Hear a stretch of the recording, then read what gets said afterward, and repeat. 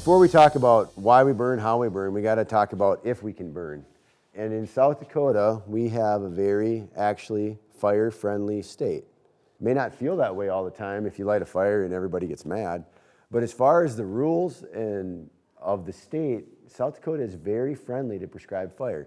And that dates back historically to the 1800s. As the territorial legislator was setting up the state, and we've got various levels of government across the state, townships, counties, municipalities, fire districts.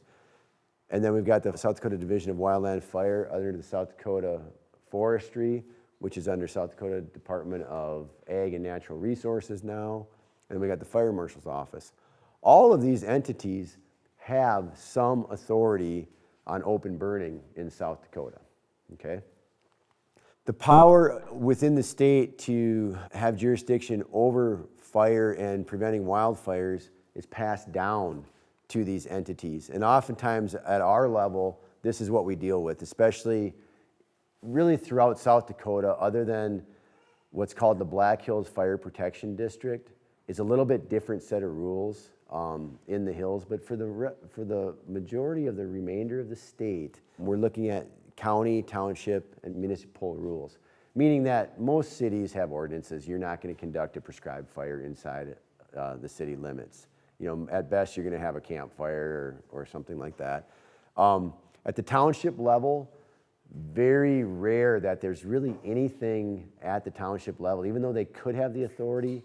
I'm not really aware of any township that has their own fire ordinance. So typically it falls under the county supervisors, and that's where the kind of our first level of burn ban or burn rules come in. So like I said, county burn ban when it's high fire danger. But even that is a process, right? They actually just can't slap it on. They actually have to meet, as a commission or do an emergency meeting and pass that ordinance. And so even though sometimes it feels like burn bans are common, they're really not. If you think of all of the days of the years and all of the counties in South Dakota, there's not many days, total burn ban days in South Dakota. But when there are burn bans, they unfortunately land pretty much right when we do want to burn, April is in particular, March and April tend to be our heavier burn ban months. Sometimes those burn bans then carry over because, like I said, unless they set up their burn ban that it automatically goes off with some kind of a trigger, like sufficient rain or something like that, they often have to meet or have to have pre-planned for that burn ban to expire. So like in South Dakota right now, I think the governor has stated that, as far as our state agencies, they're still not burning, even though conditions have changed pretty dramatically here in the east. Western South Dakota, they haven't changed all that much. It's still pretty dry. But there's pockets of eastern South Dakota, here being one of them, that burning is not nearly as dangerous as it was, 6 weeks ago. The state fire marshal can trump all counties and actually put a burn ban on in any individual county, any individual region, or statewide, but it's very rare. And I was trying to remember if I actually knew of a case of that, and I think there might have been a statewide burn ban a few years ago, but I really don't recall that it was actually statewide. So it's a very, very rare occurrence and last resort option.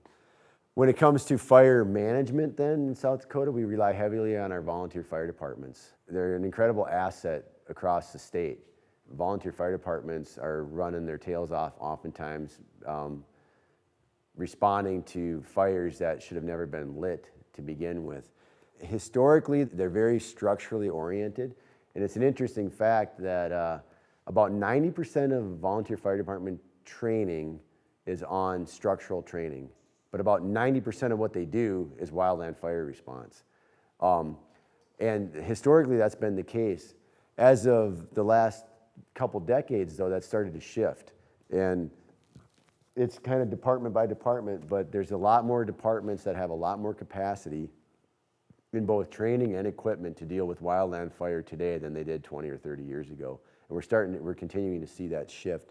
That shift really, in my opinion, occurred, or the beginning of that shift was the Jasper fire in the Black Hills back in, like, I think it was 1998. The governor called on a lot of volunteer fire departments to roll out to the hills and help. And it was somewhat chaotic. A lot of them didn't know what they were doing. A lot of them didn't know how to communicate with the federal fire response teams from the Forest Service or Bureau of Land Management or otherwise. But those that learned and paid attention all of a sudden had a great opportunity. They realized that if they got some wildland fire training under the federal system, they could bring some much needed funding into their volunteer fire departments. So by spending some time on wildland fire training and equipment and response, there was a lot less flipping pancakes on Sunday morning as fundraisers for the volunteer fire department. So that's actually worked out well for those that have chosen to take that route. Ultimately, what it really comes down to in a nutshell is negligence. We can burn in South Dakota as long as we can burn whenever we want. You're gonna get in trouble if you're negligent. What does that really mean? It means that you're allowing that fire to spread with a failure to extinguish that fire, or if you interfere with control efforts, all right? Those are negligent activities. So to actually hit the level of negligence it requires some pretty intentional effort on your part to just not care. So when can you get in trouble? When you negligently kindle a fire, leaving it unquenched, or not giving full precaution to that fire spreading, okay? That's negligence. That's lighting a fire without a plan, essentially what this comes down to. If you fail to give immediate warning and take reasonable attempts to quench a fire when you see or light one that gets out of hand or that might be growing, or you get in the way or disobedient of any lawful officer, that's negligence. That's conscious action against the control or containment of that fire, okay? How we mitigate that is through a prescription, through a plan. All of that is allowable, all of this fire is allowable as long as we actually take the steps to show that we're not being negligent. And what that looks like is making sure that we have a fire break, that we consider the weather, that we place barriers, if there is no natural fire break available, that we actually place a fire break, and that we pay attention to the prevailing wind.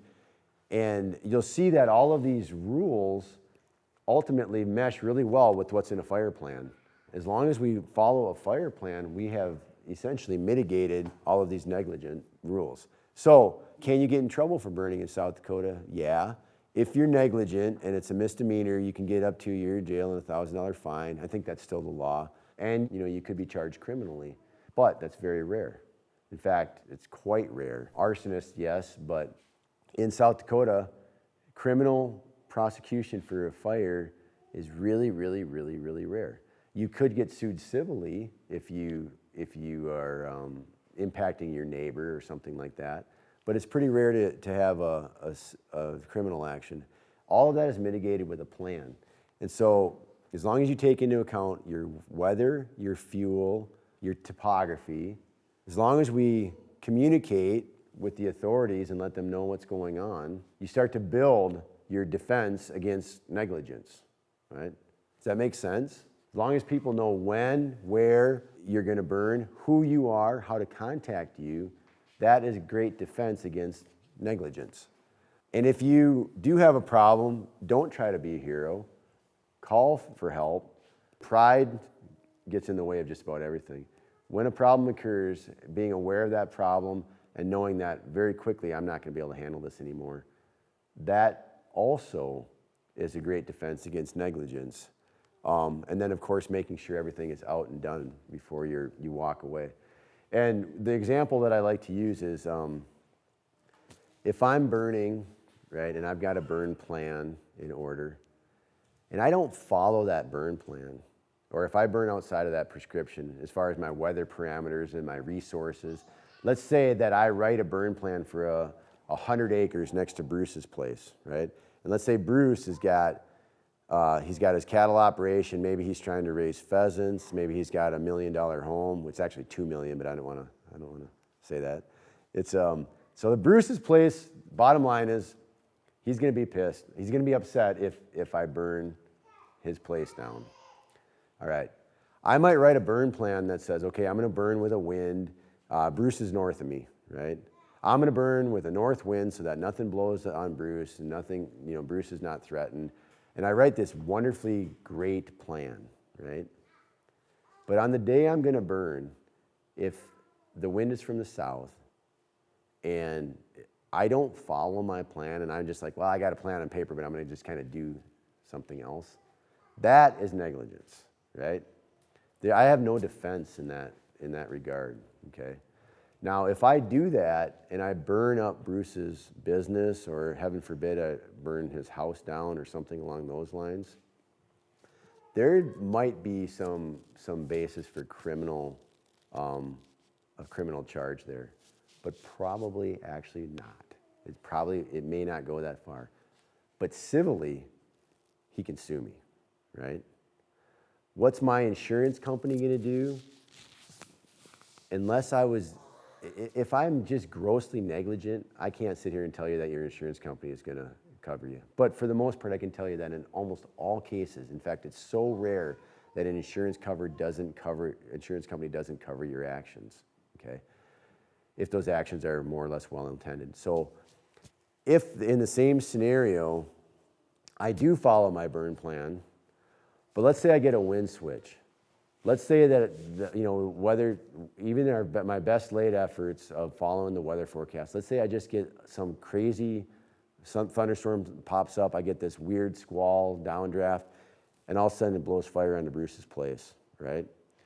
The effect on Bruce may be the same. His place may burn down. But was I negligent? No.